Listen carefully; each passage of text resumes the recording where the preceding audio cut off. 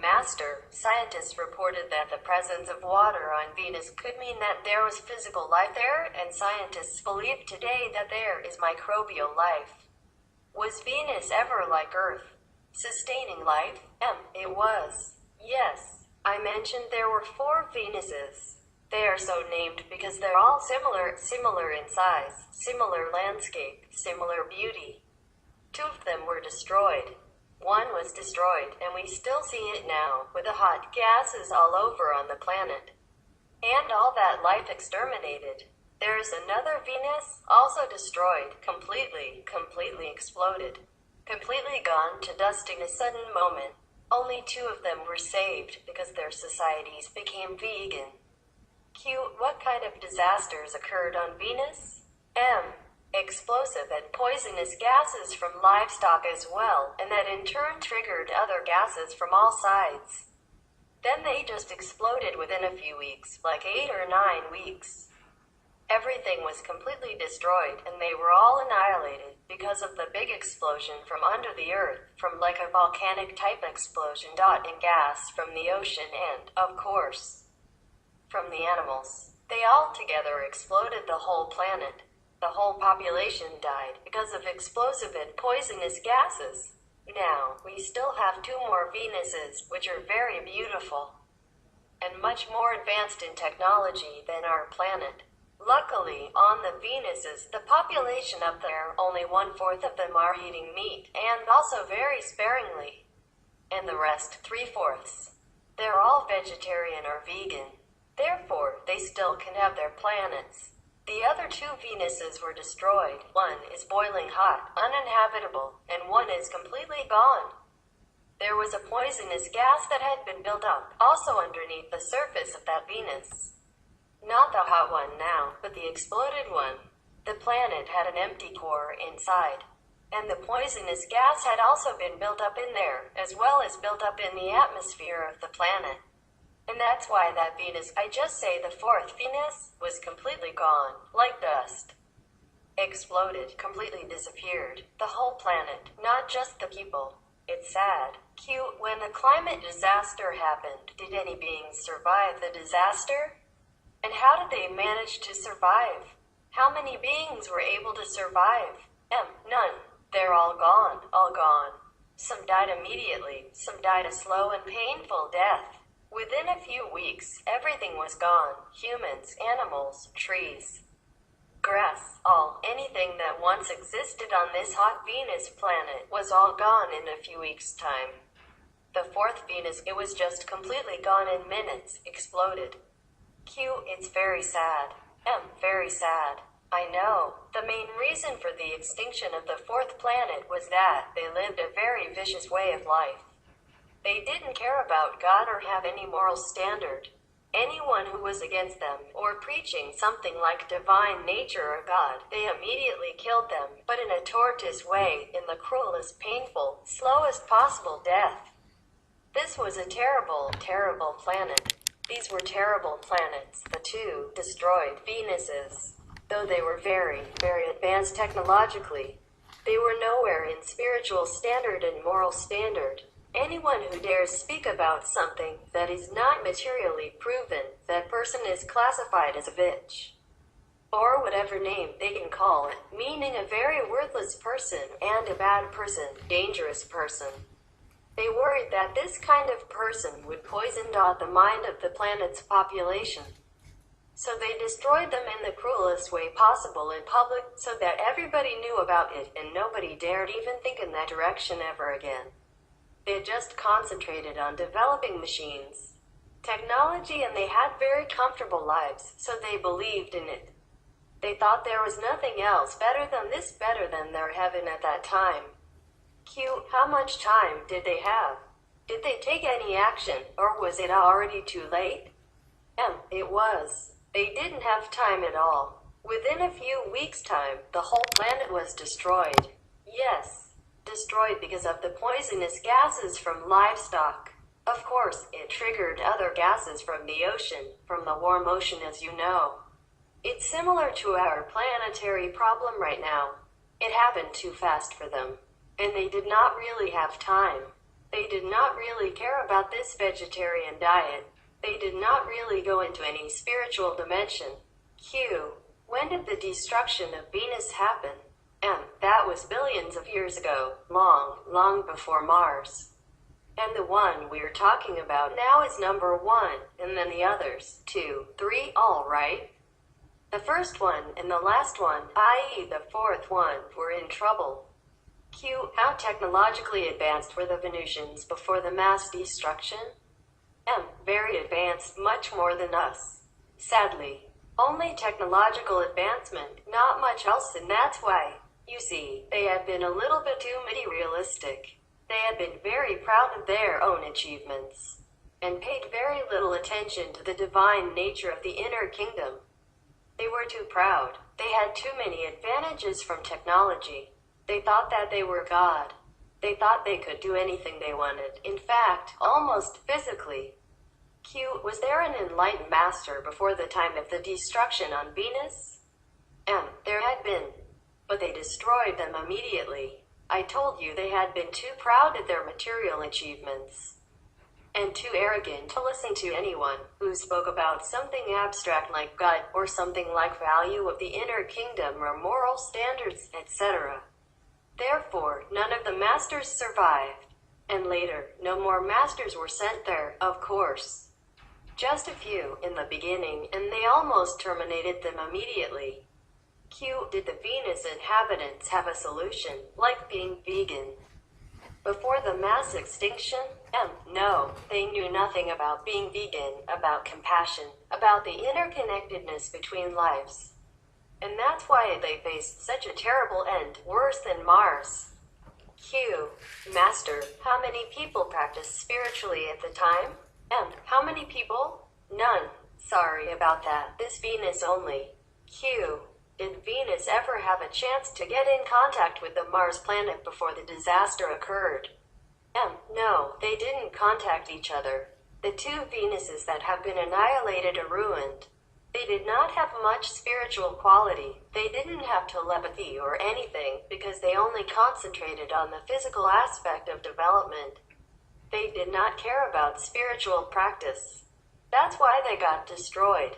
Mars was a little better. But this one, no. In this Venus, the hot Venus, even the core of the planet was also full of hot and poisonous gases now.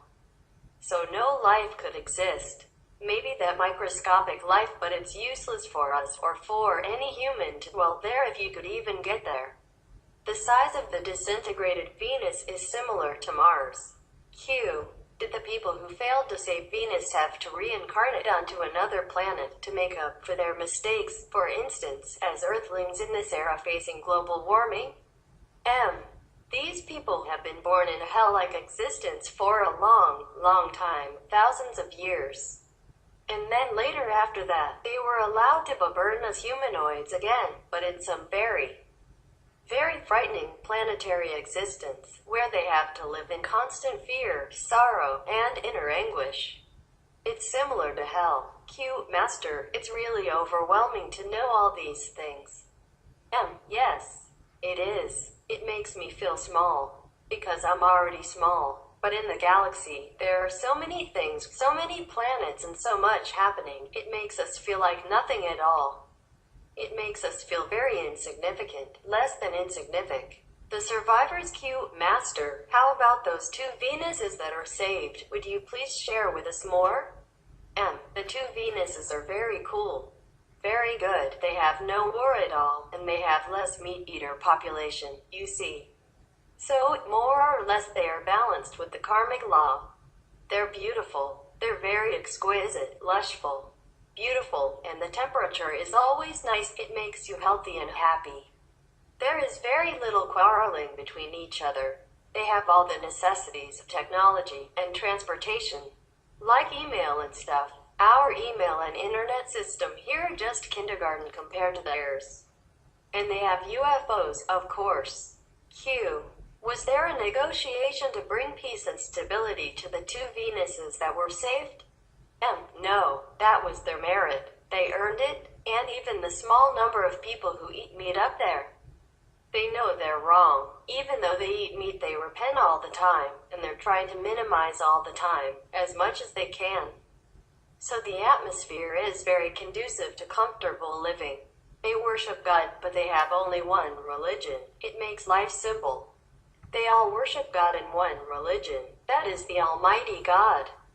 So there is no fighting between religious differences, never. If humans change, they will earn the merit of heaven, and I don't have to do anything anymore.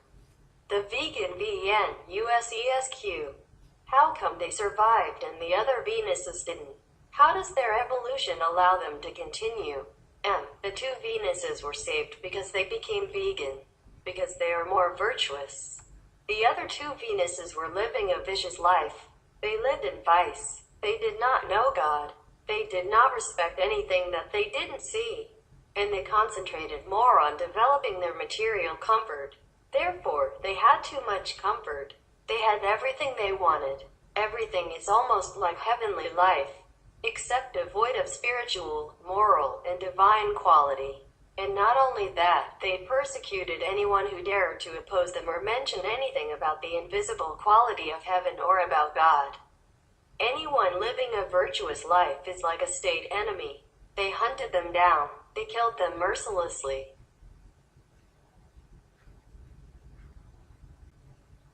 It's a terrifying place to live for anyone who has a little conscience.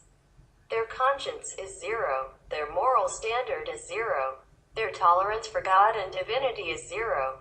So, it was because of this diet and the meat diet combined that destroyed the other two planets. Whereas the two surviving planets still have some percentage of meat eaters, but very much lesser degree. Not like they have it every day or 3 meals a day. It's not like that. Even then they have reverence in their heart, and they are trying to also go into a more merciful lifestyle. A compassionate vegan diet, so the balance is very, very well in check, you see.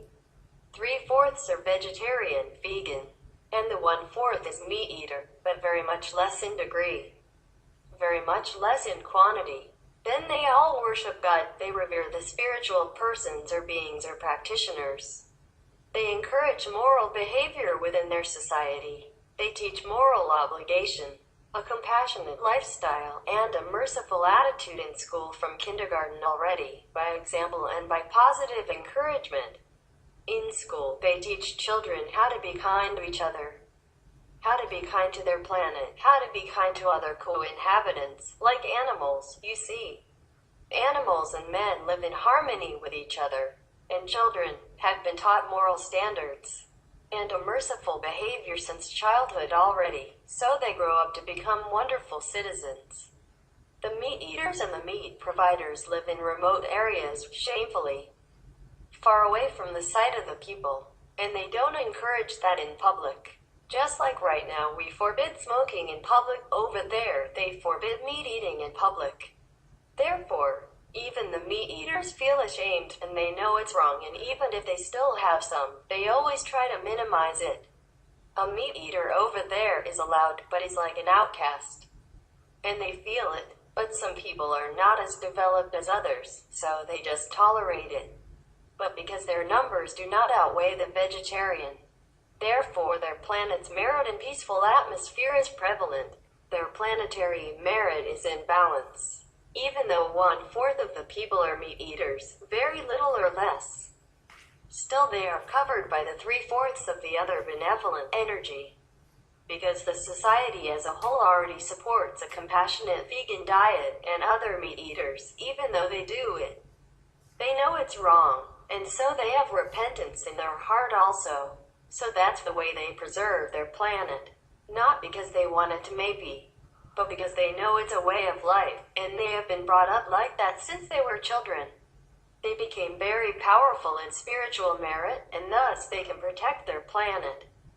If all of these Venus populations, of course, 100% of them were vegetarian or vegan, then the planet would even be better than just survive and prosper and progress. And be technologically superior like that. They will be superior, will be just like heaven in the physical dimension. Right now it's like, of course, like 80% heaven, or 70%. But if they all become vegan, then of course their planet will experience much more upliftment in the spiritual dimension. Our world is covered with a lot of bacteria and a lot of disease. But we're already much immune to this system. Suppose there are some from other planets. If they come here, they get sick very quickly. So, if they come here, they have to equip themselves with a lot of sterilization and mask and suits and gloves, everything. That's why sometimes you look at the extraterrestrials, they look very weird. Don't look like humans so much, but actually they are very beautiful, except the bad ones and the ugly ones.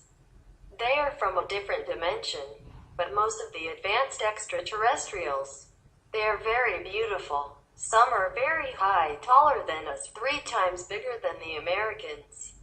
Yes, some are higher than that, bigger, but some are average like us. Some are smaller, but they're mostly very beautiful and friendly. You can read them in books and ask loads of abductees, things like that. They'll tell you stories. According to the Buddhist Sutra, there are other beings as big as that.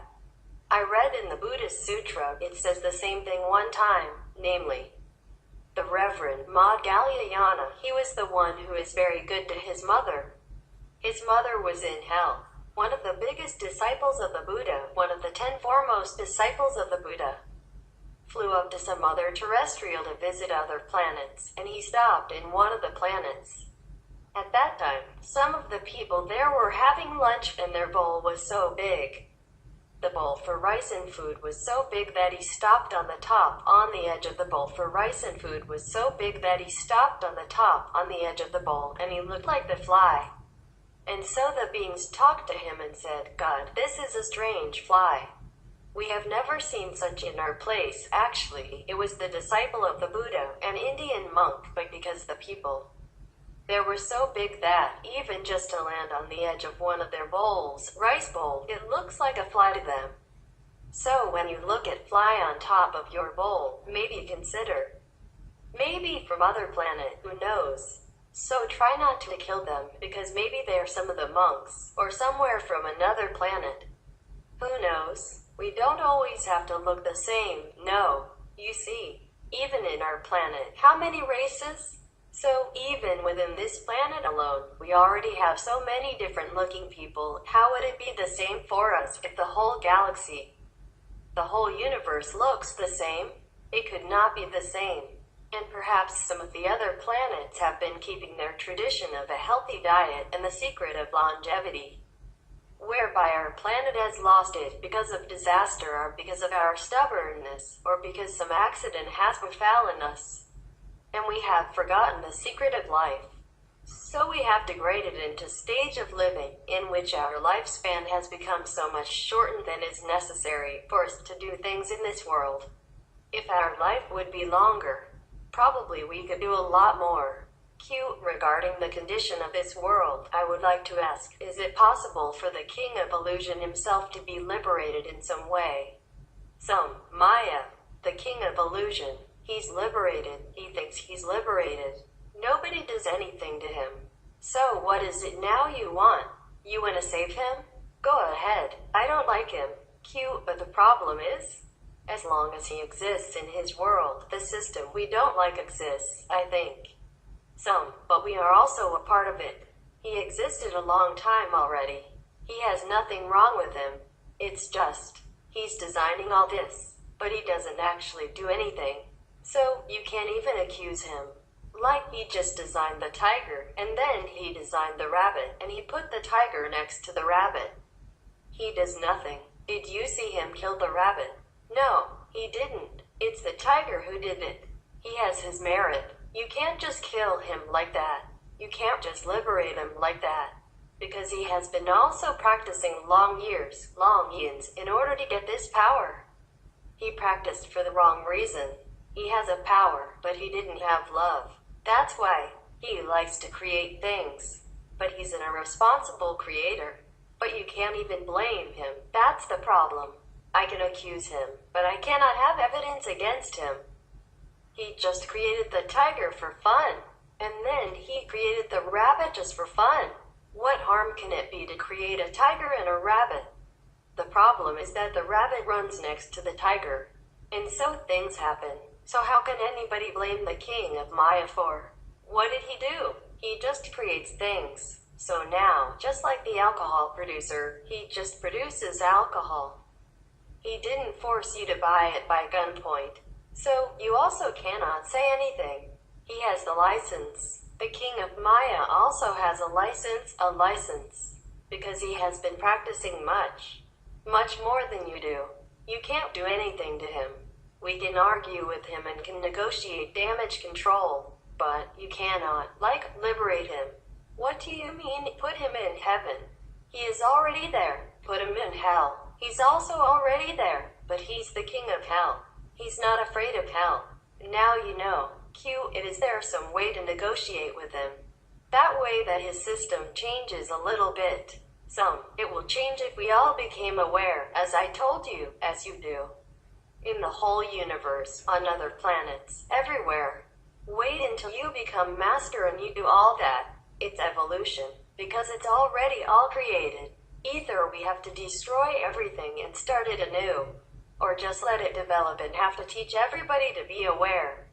And don't walk there, just walk here. We can't get rid of the Maya. That is the problem. But I have accused him for all his mischievous deeds. And it is the truth like that. If we were not born here, then we didn't have problem, right?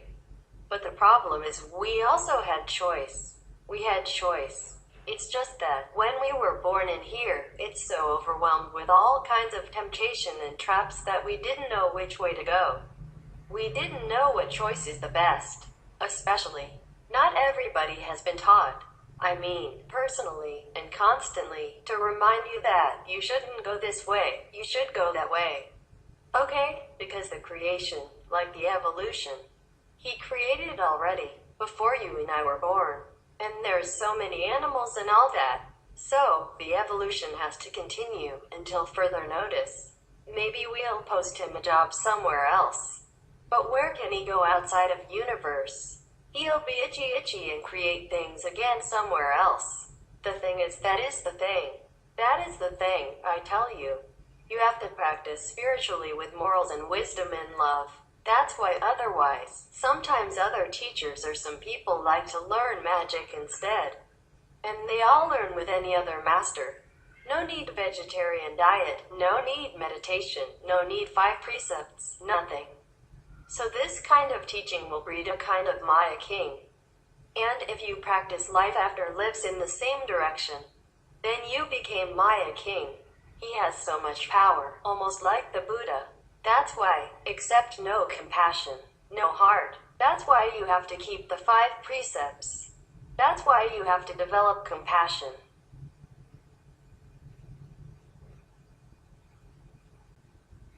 Not just power, not just protecting yourselves by the holy names or your practice, but have to know that there is suffering for others, and you have to always be thinking. Every time when you encounter someone or something, you have to think how to make him better. Understand? The Maya doesn't like it when you come together and meditate and destroy his grip on some area of the planet. And you're just expanding, and he gets etched into the other corner. And he doesn't like it at all. Understand? And then he keeps bugging my nearby people so that they can bug me because nobody else can.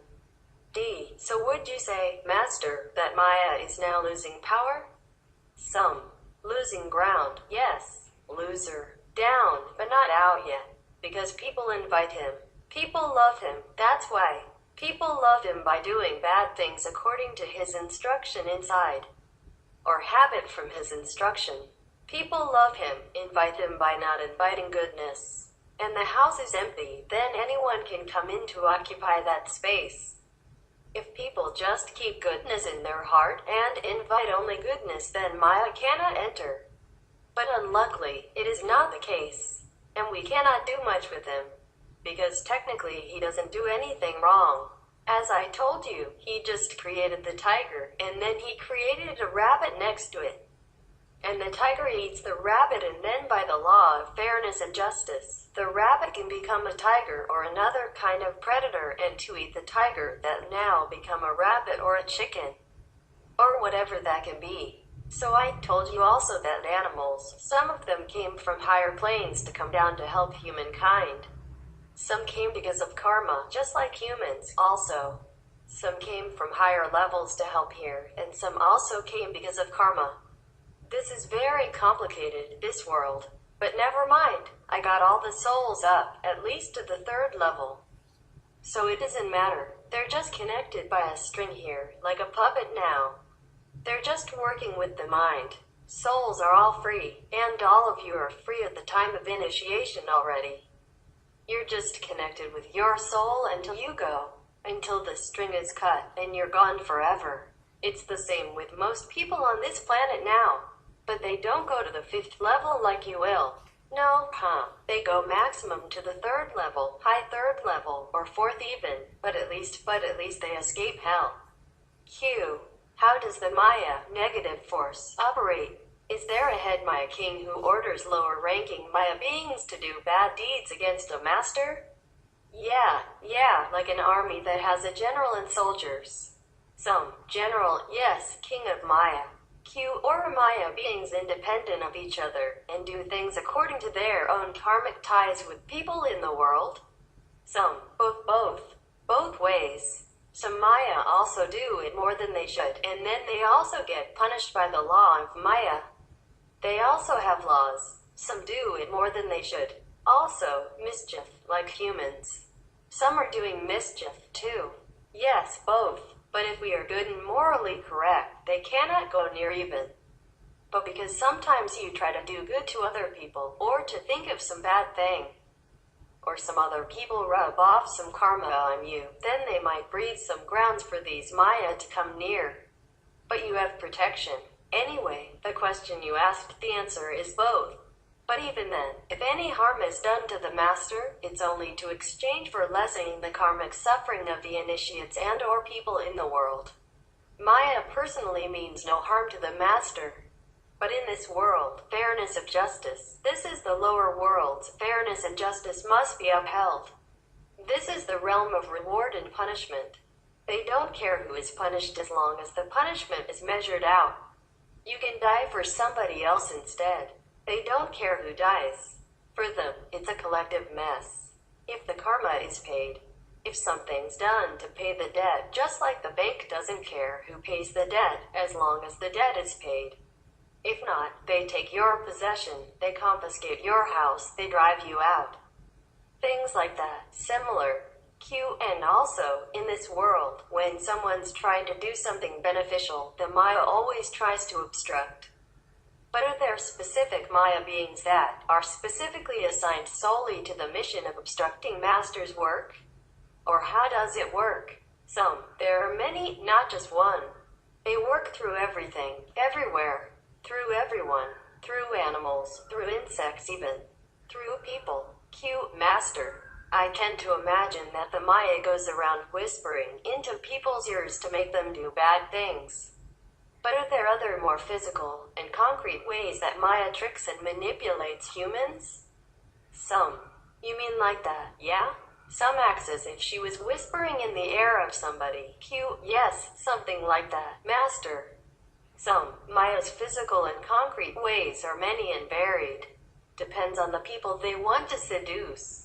For example, they just try to expose people to temptation, try to drive two enemies together. That's one of the examples.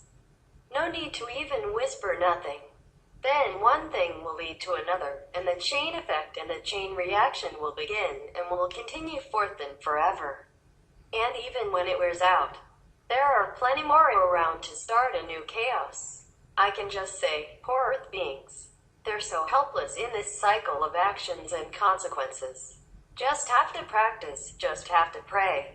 Just have to meditate. Find a master to help you to ascend to a higher realm, because in this realm, wow, you suffer. Q. Master, you take on the incredible amount of the karma from the disciples in this world. However, besides having the karmic annihilation connection point, you also have a huge bank account of spiritual merit points. Then why do you still have to suffer physically and mentally, Master? Some, because that's the way it is arranged.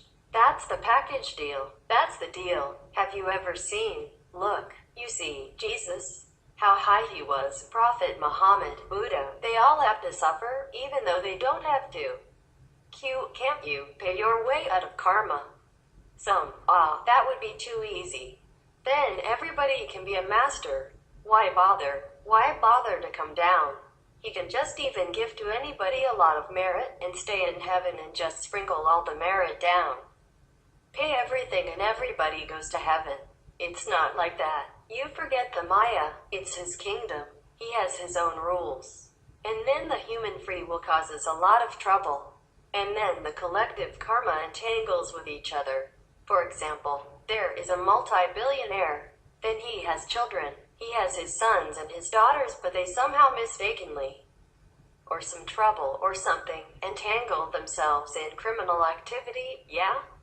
Maybe kill somebody by mistake, or by drunken, or on drugs or whatever, and then kill somebody or hurt somebody.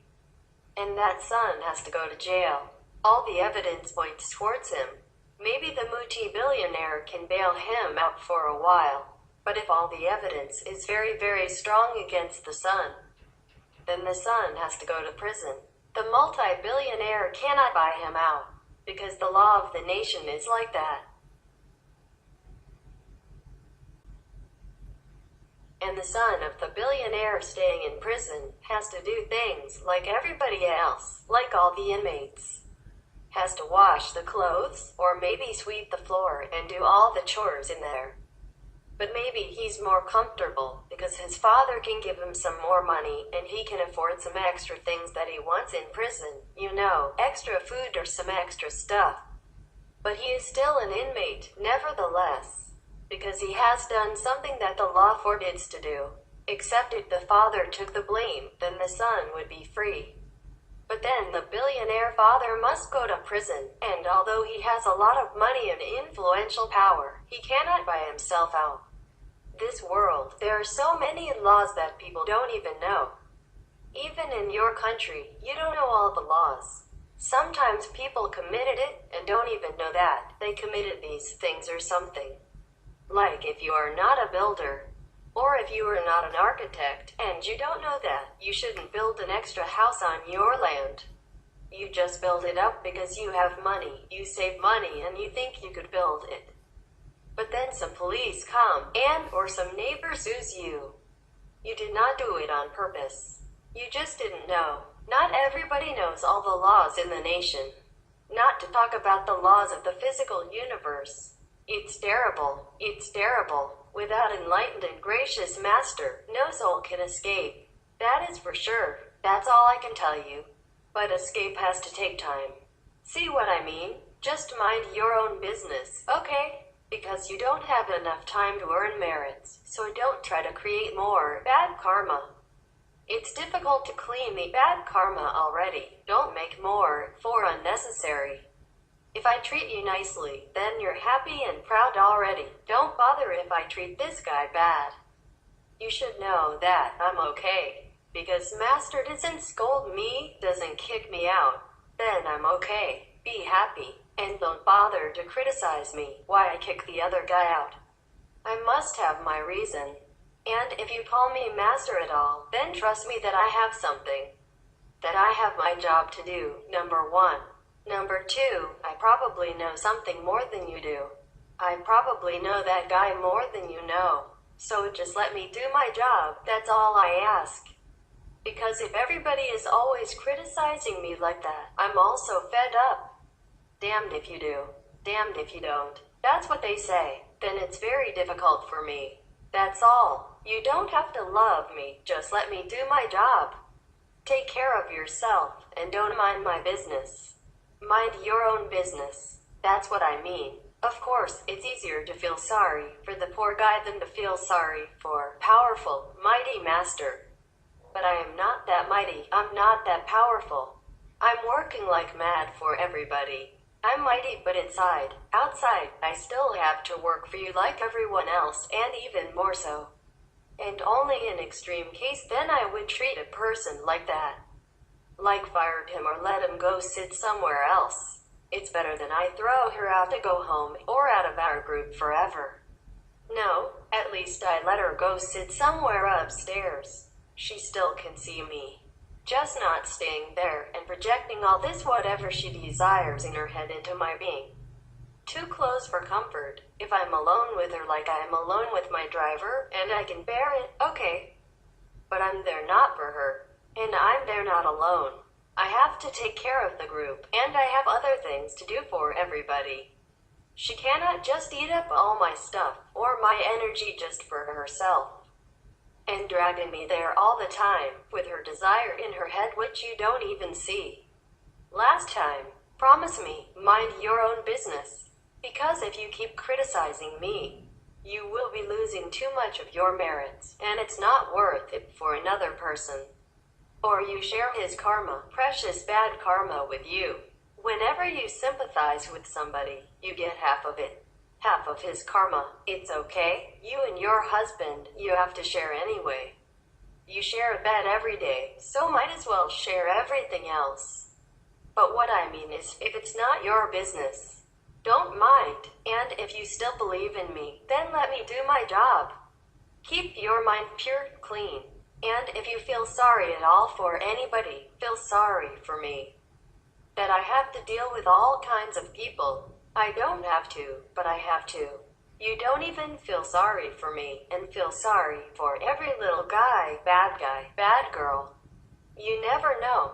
Sometimes the person outside looks very sweet and gentle, harmless, innocent, but inside not. Inside may be very violent, maybe very negative, and not to talk about past karma or newly created karma yesterday or the last month. You don't even know. You don't know what people's inside is. Because we have this body, it's our cover-up. Very difficult to see who is who. I am fooled also sometimes myself because I normally don't think negative of people until they did something. Then it's sometimes too late. Because I thought, oh, he's so sweet, so nice and looks so devoted. Always master this, master that. I thought he can be trusted or was a good person or saintly person. Not always. Men, they just cry silently. And maybe he was shy. He didn't know if you, such a beautiful girl, would say yes to him or not, so he just kept safe. Sometimes they play this safe game forever, and you wait until your teeth all fall out and he never says anything. And then they say sorry if you're married, and then they go home, cry their heart out. If somebody else got you before him, then he goes home and cries his hell. But sometimes men are just too stubborn. Also, they don't know how to express it, or they're afraid. They play safe, okay, and it's not just you who liked him and ran to him. It's because of both attraction, and you felt it and you couldn't bear it, so you just expressed it and he bore it. He put it in his pocket and waiting to see what happened. And then it just happened the way he wanted. But never mind, now you know he loves you, so no matter who comes first. Sometimes women come first, sometimes men come first. Who cares? As long as you're sincere and want to stay together and happy. Don't count who first. You just take a break, it's okay. But don't sit there and wait who gives up first, okay? It's not a race. They are so used to with suffering. Because when they were young, if they cry or if they make noise, some people would say, oh, you're a big boy, don't cry. So, they're used to with bearing it and holding it in their heart. So, they're used to toughening it up like that. We women are free. We love somebody. We are dying to tell him. You see what I mean? And we are not afraid. We are not shy.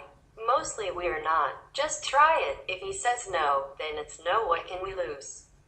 Because if you don't try it, you lose him anyway. You don't have him anyway. So, if you try it, and if he says no, then you also don't have him. So what's the big deal? But men, they're so used to with suffering. Understand this? In the family, always if the girl has trouble or anything, she cries out and talks about it. But boys are always told to keep quiet. Because he's a boy, he cannot cry, he cannot tell his suffering, he cannot express his feelings because then he's not a tough guy. And then when he goes to school, they gang together. Tough guy stuff, you know? And so, he's so used to with suffering. If he is in pain, he doesn't tell. So you just got to help him to get in touch with his feminine side. They suppress the feminine side of men. We both have, women and men have both feminine and masculine sides. And we are encouraged to develop more of our feminine side and not the masculine side. Which is okay, too. And then men are encouraged to develop more of this macho side and not the feminine side. But this is all wrong. So wrong. That's why many relationships suffer. Because men are taught to be men. And women are taught to be women. Like you have to let the man chase you stuff. And the men are taught to keep it tough. And don't show it in case she rejects your stuff like that. So it's all nonsense. We are victims of the wrong doctrination of society, tradition, and whatever. I'm sorry. Help each other to overcome that. If you're sincere and love each other, just look at that. And help each other to fulfill the other side. And that will be better like that. Women have less macho side, and men have less feminine side. But that doesn't mean they don't have. And we should develop both. Even less but have. Instead of just macho. Then you will suffer a lot. Many men, they suffer, but nobody ever knows. They don't tell, because they're losing face or ego or been trained not to. They are more victims than women. Feel sorry for them and love them. If you can, of course. If you still find it in your heart that you can love him, then you can work together. After we divorced, most people regret, or separate, most people regret. When they think about the past good times together and compare with the present partner or something. They always feel something missing there. They always feel regret. So think real good before jumping onto another guy and another girl. Got it? Think real good. Otherwise you'll feel sorry, and you will hurt another third person or fourth person. Suppose you're fed up now with each other, but then you go get another girl, or you go get another boy, and later you realize, oh, you still love each other, you want to go back. Then you hurt the other two guys, the girl and the boy. So think real well, before you decide. Take a break, take it easy. Okay, sorry. I mess up on NFT, interfere in your marriage, whatever, but I care about you, so I want to tell you what I know. Maybe what I know doesn't apply much to your relationship, but you can think about it. If it does any good to you, my advice, or not. You can think about it. Q, Master, you take on the incredible amount of the karma from the disciples in this world. However, besides having the karmic annulation connection point, you also have a huge bank account of spiritual merit points. Then why do you still have to suffer physically and mentally, Master? Because that's the way it is arranged. That's the package deal. That's the deal. Have you ever seen? Look, you see, Jesus, how high he was, Prophet Muhammad, Buddha, they all have to suffer. Even though they don't have to. Can't you pay your way out of karma? That would be too easy. Then everybody can be a master. Why bother? Why bother to come down? He can just even give to anybody a lot of merit and stay in heaven and just sprinkle all the merit down, pay everything and everybody goes to heaven.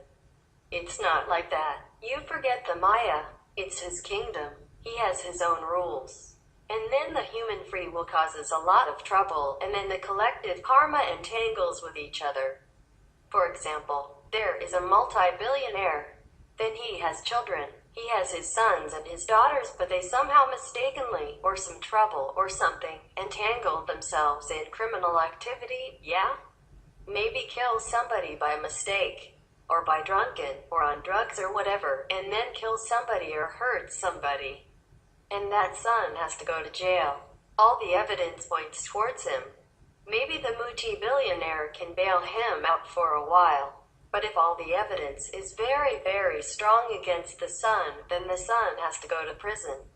The multi-billionaire cannot buy him out, because the law of the nation is like that. And the son of the billionaire staying in prison has to do things like everybody else, like all the inmates. Has to wash the clothes, or maybe sweep the floor and do all the chores in there. But maybe he's more comfortable because his father can give him some more money and he can afford some extra things that he wants in prison. You know, extra food or some extra stuff. But he is still an inmate, nevertheless, because he has done something that the law forbids to do. Except if the father took the blame, then the son would be free. But then the billionaire father must go to prison, and although he has a lot of money and influential power, he cannot buy himself out. This world, there are so many laws that people don't even know. Even in your country, you don't know all the laws. Sometimes people committed it and don't even know that they committed these things or something. Like if you are not a builder or if you are not an architect and you don't know that, you shouldn't build an extra house on your land. You just build it up because you have money. You save money and you think you could build it. But then some police come and or some neighbor sues you. You did not do it on purpose. You just didn't know. Not everybody knows all the laws in the nation, not to talk about the laws of the physical universe. It's terrible. It's terrible. Without enlightened and gracious master, no soul can escape. That is for sure. That's all I can tell you. But escape has to take time. See what I mean? Q. How does the Maya, negative force, operate? Is there a head Maya king who orders lower-ranking Maya beings to do bad deeds against a master? Yeah, like an army that has a general and soldiers. Some general, yes, king of Maya. Q. Or are Maya beings independent of each other and do things according to their own karmic ties with people in the world? Some, both ways. Some Maya also do it more than they should. And then they also get punished by the law of Maya. They also have laws. Some do it more than they should. Also, mischief, like humans. Some are doing mischief, too. Yes, both. But if we are good and morally correct, they cannot go near even. But because sometimes you try to do good to other people, or to think of some bad thing, or some other people rub off some karma on you, then they might breathe some grounds for these Maya to come near. But you have protection. Anyway, the question you asked, the answer is both. But even then, if any harm is done to the master, it's only to exchange for lessening the karmic suffering of the initiates and or people in the world. Maya personally means no harm to the master. But in this world, fairness of justice, this is the lower world's fairness and justice must be upheld. This is the realm of reward and punishment. They don't care who is punished as long as the punishment is measured out. You can die for somebody else instead. They don't care who dies. For them, it's a collective mess. If the karma is paid, if something's done to pay the debt, just like the bank doesn't care who pays the debt, as long as the debt is paid. If not, they take your possession, they confiscate your house, they drive you out. Things like that. Similar. Q. And also, in this world, when someone's trying to do something beneficial, the Maya always tries to obstruct. But are there specific Maya beings that are specifically assigned solely to the mission of obstructing Master's work? Or how does it work? Some. There are many, not just one. They work through everything, everywhere, through everyone, through animals, through insects even, through people. Q. Master, I tend to imagine that the Maya goes around whispering into people's ears to make them do bad things. But are there other more physical and concrete ways that Maya tricks and manipulates humans? Some. You mean like that? Yeah, some acts as if she was whispering in the ear of somebody. Q. Yes, something like that, Master. Some. Maya's physical and concrete ways are many and varied. Depends on the people they want to seduce. For example, they just try to expose people to temptation, try to drive two enemies together. That's one of the examples. No need to even whisper nothing. Then one thing will lead to another and the chain effect and the chain reaction will begin and will continue forth and forever. And even when it wears out, there are plenty more around to start a new chaos. I can just say, poor Earth beings. They're so helpless in this cycle of actions and consequences. Just have to practice, just have to pray, just have to meditate. Find a master to help you to ascend to a higher realm, because in this realm, well, you suffer. Q. Master. If the king of Maya had earned enough merits to create the physical universe, does this mean that the king of Maya is the same being as the lord of the first level? Some. No, they are different. Maya is the creator of the three lower, destroyable worlds, including this physical planet. These three worlds, there is the law of karma, the law of reward and punishment. The three worlds of no real love. That's the reason why the kings of the third world or second world or the astral world, when their merit runs out, they also have to be reincarnated elsewhere. It depends on the judgment. They could be reincarnated just as people, like anyone else, for example. And the god of the astral level, or the god of the human beings were also created by this Maya king to govern for him. Q. Are spirits born or do a predetermined number already exist? Some. There are some old, there are some new, but mostly old. The old are those who were born as humans and have never done many things wrong. They keep coming back as humans again. The new are those from the mineral kingdom, from the flora kingdom, from the animal kingdom. They evolve and become men. These are a little bit dull in spirit, a little bit slow in reactions. Or maybe even fierce. If he was from the stone and now became man, then he will look like a stone, cold, blank, stupid, stubborn. If he was a tree last life, then he will be cooler, nicer, but also dumb, a little bit low in intelligence. These need many reincarnations to learn perfection. And some are from the kingdom of heaven, not the kingdom of God, but the kingdom of heaven, like angels, like some of the devas or heavenly spirits. They descend on earth and become men because they wanted to practice perfection. They wanted to look for a master and get liberation from birth and death. They want to become a master themselves. So these are the different kinds of spirits, old and new. Q. Master, we would love to know more about prana. Would you be so gracious as to share further information about this with us?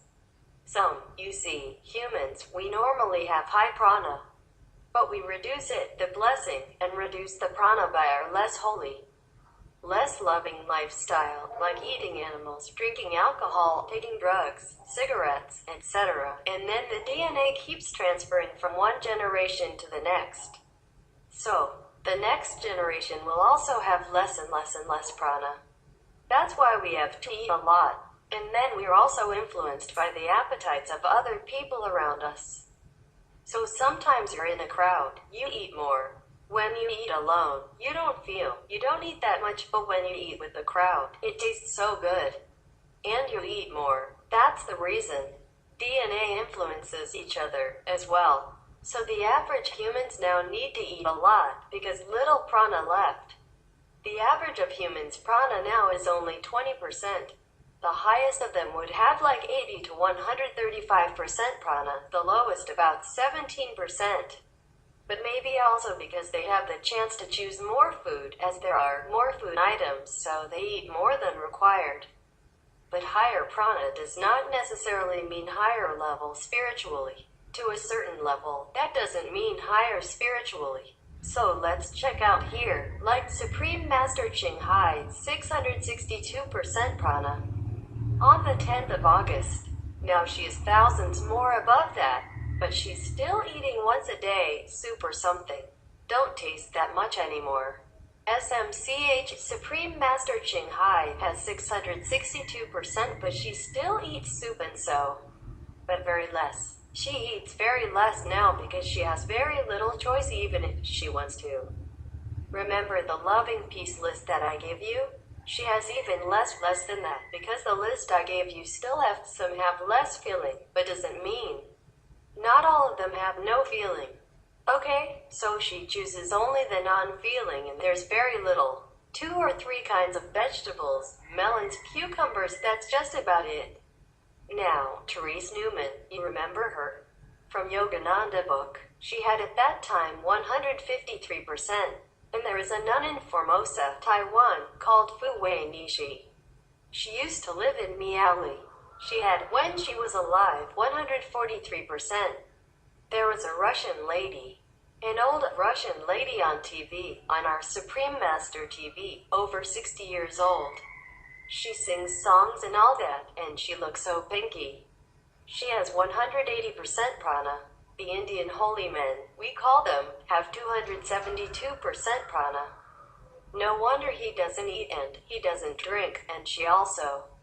Yogananda, when he was alive, he had 92% of prana within him. Higher prana does not necessarily mean higher level spiritually. Some saints do each soa affinity with planet beings. See, like Yogananda, he has 92%, but he still eats something. Now animals, many of them have more prana than humans at present. We humans used to have more prana, we didn't used to need anything to eat. We could fly, and now we can't. We are bound on the surface of the planet, and we eat a lot of stuff. It still feels never satisfied enough. But the animals, they have still preserved more or less their natural pranic status.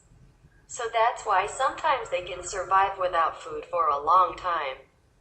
3 months, even the bear, 3 months hibernating, or the fox or other animals, 3 months no food, no drink. And the penguin is standing there for 2 months, waiting for the wife to return. Hatching their eggs for 2 months in such a condition. And without eat, without drink, and they're okay. But we will die. Most people will die in that situation. Or they, the animals, can survive with very little variety of food. Now we know why. I'm reading you some of the animals' prana status. Elephants, for example, on the scale of 100, elephant has 132%. Horses, no wonder they just eat grass and they grow so big. We eat so many things and we don't grow half the size of the elephant. Horses, 131%. You see they survive only on dry hay or grass even. Cow, 130%. Giraffe, 133%. Donkey, 131%. Goose, 93%. Monkey, 92%. Chicken, 12%. Oh, chicken. Whale, 170%. Dolphin, 123%. Rabbit, 64%. Seal, 63%. Polar bear, 62%. Squirrel, 19%. Turtle, 115%. This is just coming out at random. So you jump from polar bear to squirrel, big one to small one. There's no order here. Turtle, 115%. Cockatoo. You know one of the white-looking or pink-looking parrots called cockatoo. Like my bird named Mirabeau, 63%. Blue, for example, blue and gold macaw, 64%. The parrot, like Sunny, yeah? Average dogs have 94%, but if they eat meat, their prana is lower of course. Like Hermit, my dog, 94% he has it. Yes, because he didn't lose it, because he has been vegan. A Rottweiler like Goody normally has 93%. Well, that's why they are more aggressive a little bit. Eat a lot, but Hermit, he loves food. Maltese, like Benny, 92%. Average cats have 33%. 3-3, that's why they hunt.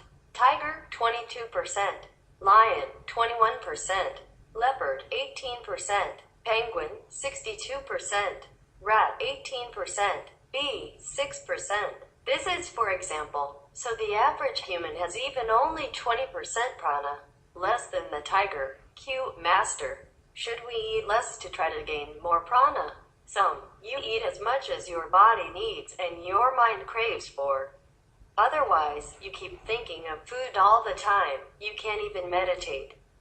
And when you meditate, the vision comes out in bread and noodles and instant food, veg burgers. What you think? It comes out in a vision sometimes.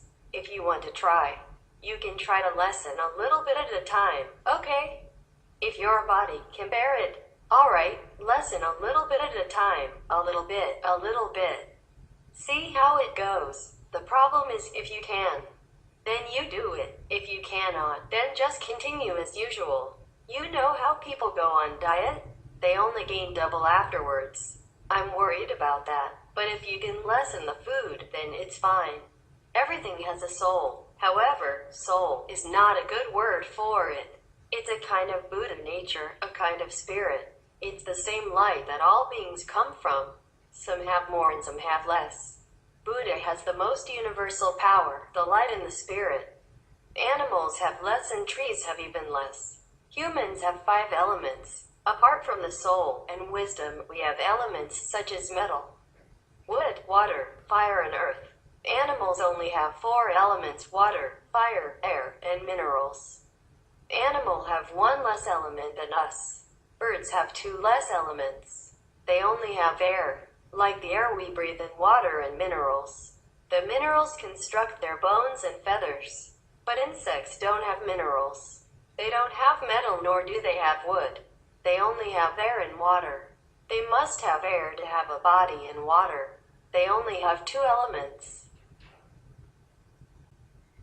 Humans have the most elements, including a soul. When it comes to trees, they only have water, nothing else.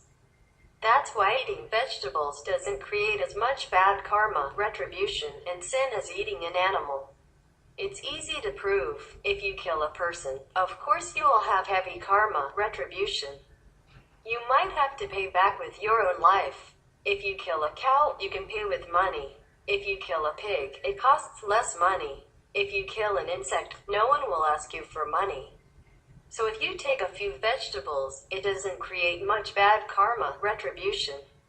You just need to pay a little money in the market. That's all. Even our law does not punish us for eating it. Similarly, in the invisible world, the higher the life form we kill, the more sinful we are. This is very scientific. Q. Is there any specific level that this or any of these powers have come down from? Some. Oh, I told you it's from the extreme cosmic region, high above the 10th and 12th levels. Above the 10th, there is no more governing body or anything anymore. It just still exists, regions. It's like, for example, here is a meditation hall for all of you to enjoy. And spill over is the front yard. You sit under canopy, meditate, and then, in your room, you have a bed or whatever. But in the backyard, we have kitchen and the storeroom for all your goodies. Okay, we don't go there to meditate or anything. And the master doesn't go there and you don't go there. We don't use it for general purposes, but it still exists there. The storeroom exists. And the storeroom for video, and the rooms for workers with the guards. You can't just go in the storeroom. The guards here will kick you out. And maybe your ID card will go on vacation for a long time. The storeroom behind there is full of goodies. I can bring it here for you. I can tell the guards to bring it here for you, you see. But you don't go there, break the lock, come in and take whatever you want. Even though it's for you, intended for you, but for all of you. Got it now. It's like that. Q. Was it difficult or easy for you in any way to bring this power down? Was there any hardship that you had to go through? Some. Beginning. Yes. Beginning very uncomfortable sometimes. The body was not used to it yet, because my body is not just a normal body yet, it's still. And there was too much bad karma, retribution, also from the disciples. And so I had to clean it up. Clean up the mind and the energy and the body where it goes through sufferings in order to clean up. And then after that, the first many times I received the power to go up there. It was very uncomfortable for the body. Sometimes I could not even sit still. It's like somebody stabbing you, or somebody pinching you, or somebody pushed you, all kinds of things. But you have to try to continue, no. And then now it's better. Better, but then I go higher and deeper. It's sometimes similar, the same. The body is not all that good, because the soul is up there. But the body's here, and even though the body has become more refined, the vibration of the body has become more refined, but it has to also go to slowly. Sometimes I'm greedy. I want it fast. I want to take more, quick. And it backfires. It makes me very, very uncomfortable. So I had to stop sometimes. Q, there's no way we can thank you enough you've done for us, Master. Some. I do it with pleasure, with pleasure. I just wish I could do it faster. But if I do it faster, sometimes it's too troublesome for the body. I have pain, or I have sickness, or I did not eat.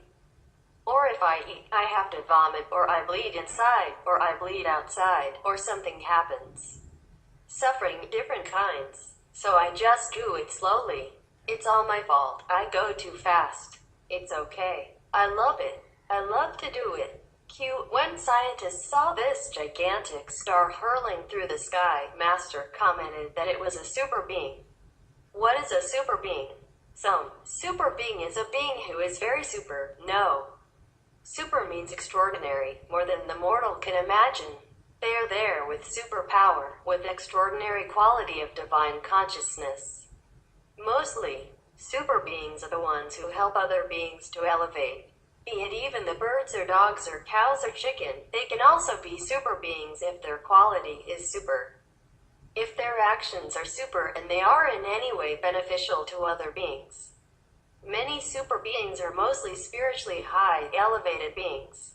And they sometimes manifest themselves into different dimensions or different kinds of forms in order to help others. Even a river is a super being. The earth is a super being. The sun is a super being. They are not just inert material planets. They are beings. It's just that they don't look like you or they don't look like moving, so we don't know they are beings. But they're super beings. They manifest themselves as rivers, as seas, as mountains, as earth, as stars, for the benefit of others. They are to be respected. So in the ancient times, or even now, some people still worship river and mountains. They are not all in the wrong. They do see that mountain has a spirit, trees have spirit, even stone has spirit. They do see things, so they worship them. But of course they are not the ultimate manifestation of the divine. They are not the most high, but nevertheless, they are super part or super manifestation from the divine. So it's all worthy of our respect, salutation, and gratitude. Without water, many beings would die. Without trees, without the ocean, how do we live? These are super beings also. Not just the stars are common, not just the moon, not just the sun. We are living in the grace of a super being called the earth. That's why the Aboriginal people, they call her Mother Earth, and very respectfully, because they can see it. Sometimes they can communicate also with the earth's spirit or with a mountain. So the mountains can talk to you. The trees will tell you. So walk the earth with awe and respect. Look at the trees with love and reverence. Touch the plant with gratitude and admiration. Everything around us is from the divine and is a part of the divine, not just human beings, not just animals. Be reverent with all things. Q. You previously spoke about a vortex at the center of the OU that radiates love in all directions to keep all the beings there blissful, happy, and contented. Does the shadow universe have anything like the U's vortex? Some. Yes, yes, yes. It's just less power. Just a copy one, but still powerful. If we don't have that, you and I don't exist. Nothing exists. The sun, moon, stars don't exist. Earth doesn't exist. Life doesn't exist. Nothing can be created. Nothing can be sustained. Told you, it's a copy of the original universe. Have to have it. Q. But if the shadow universe has a vortex, how come beings here are not happy? Some. Because even though they have a vortex in the middle of the shadow universe, supposed to make all beings happy, but number one, it's not as powerful as NOU. But nevertheless, it's also powerful enough to uplift all beings and enlighten them. And the receiver of this connection to the vortex is in the middle of our forehead, as I showed you at the time of initiation, at the third eye. The vortex also makes people happy, and helps in all aspects. but can only be connected through a human pole, which you call the master. That's why after connecting through a master or an official initiation, the initiate's lives are smoother, happier, and smarter, etc. But most humans and beings on this planet or in the physical worlds are not aware of this connecting point, which is built in their being, in the forehead, in the ethereal being, but it is on the forehead, counting from the physical body. Most beings are not aware of it. Many are not aware of it. So they do not feel that fulfilled in their lives and they don't feel that enlightened. For example, and of course, the Maya king and his subordinates use all their might to prevent beings from knowing this. Hence, the world is full of misery, and the beings here are generally helpless and not very happy and not very enlightened.